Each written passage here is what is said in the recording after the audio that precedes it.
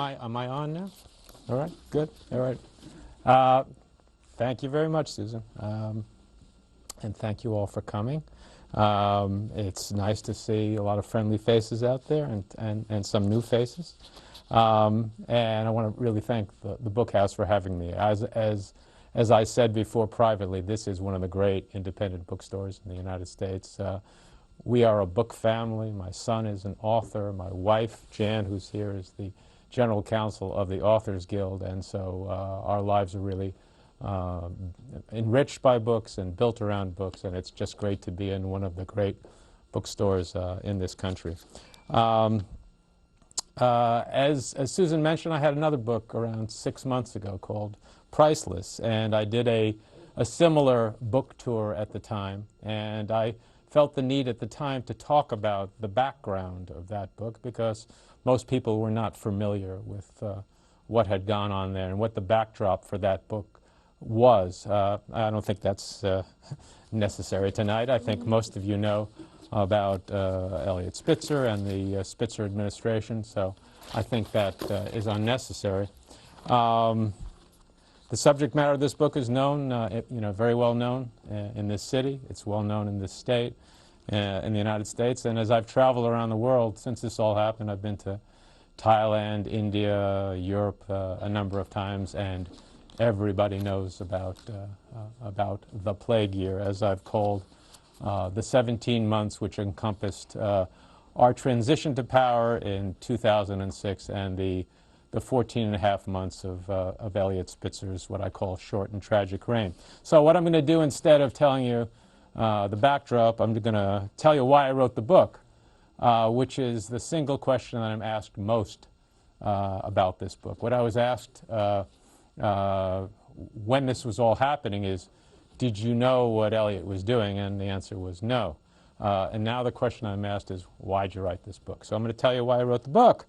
Then I'm going to tell you a little bit about the book itself, and then I'm going to do a little brief reading from the book, and then I'll answer your questions, which I think is probably the most important part.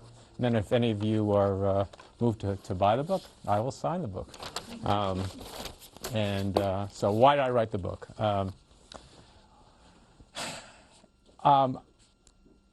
I have known Eliot for 28 years. On January 1st, 2007, when Eliot was sworn in as governor, we had been close friends and colleagues for around a quarter of a century.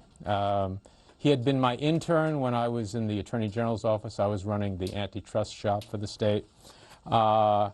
He and I were law partners for almost 4 years in a little law firm that he and I were founding partners of called, a good name, Constantine and Partners. So Eliot was a named partner in the firm, being one of the partners. And so we were law partners. In 1998, when he was elected Attorney General, I ran his transition. I helped hire his executive staff and organize that office. And then I went back to my law firm. And then in 2006, when he was elected governor, he named me as one of the co-chairs of his governor's transition. And I thought at that moment that I would leave the practice of law, I would join Eliot, I would serve him in Albany for 8 or 12 years, and then I would go to Washington with him when he became President of the United States, and then I would die a peaceful and virtuous death after having served the last 20 or so years of my life in government. And that was the operative assumption on that day. Obviously, it didn't work out that way. During the administration, I served as his senior policy advisor. And despite all that, on March 9th, 2008, when I found out about what you all found out on March 10th, 2008, and it abruptly came to an end, I felt that I didn't understand what had happened. Now, and I'm not talking about, the scandal. I'm not talking about the prostitution scandal. I felt that I didn't know what had happened in the previous 17 months, the transition and the administration. I knew the facts.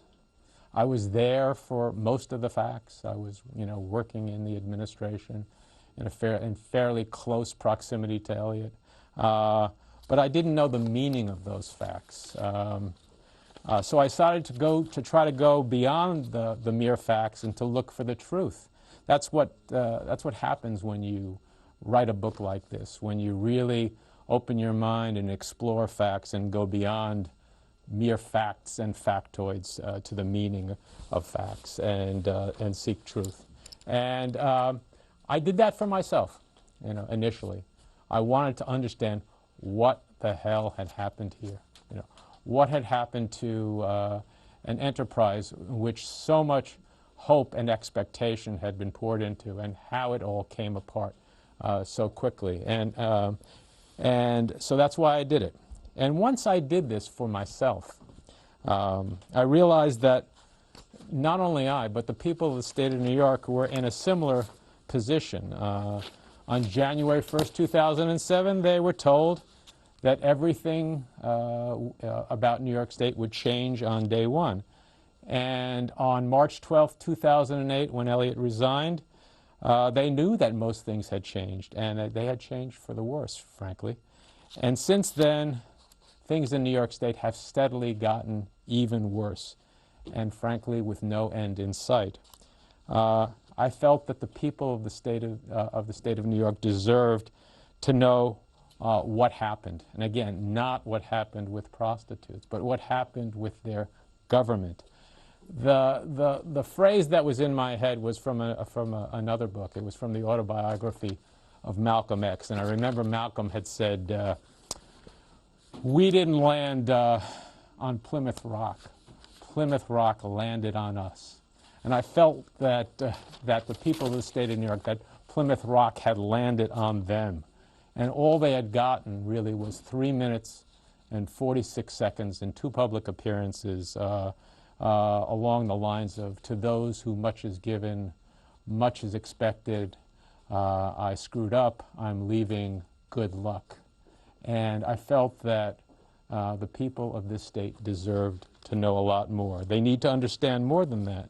Again, not about prostitutes, but about their government, their past, current, and likely future governor, their legislature, their attorney general, their district attorney, the various agencies, the mind-boggling number of redundant agencies that are there to investigate official corruption in the state.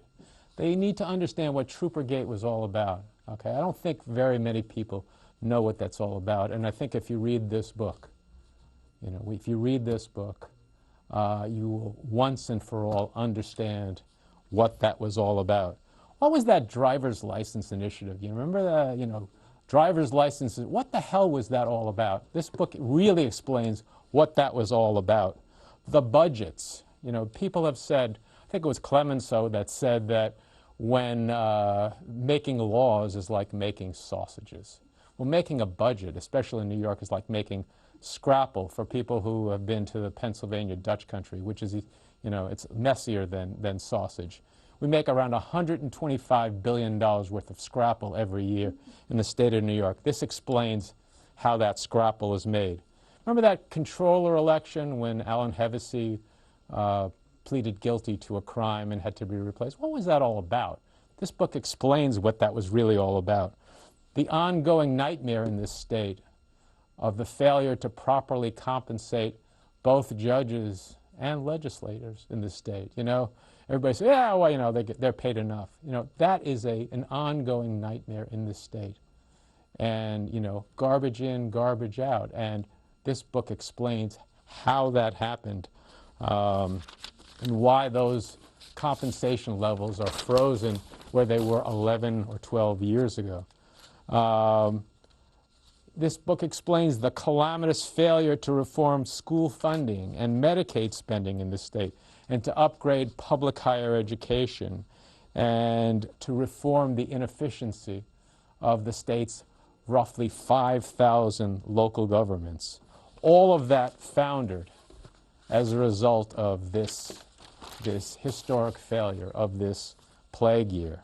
Knowing what actually happened may give people information and understanding that they both deserve and possibly can use to make things better when they confront these policy issues, and maybe when they go to the ballot box next time and have a choice of some of the people that were involved in this plague year. Because it wasn't just Eliot, and it wasn't just all of us. I'm looking at some of my colleagues, and we were all part of this.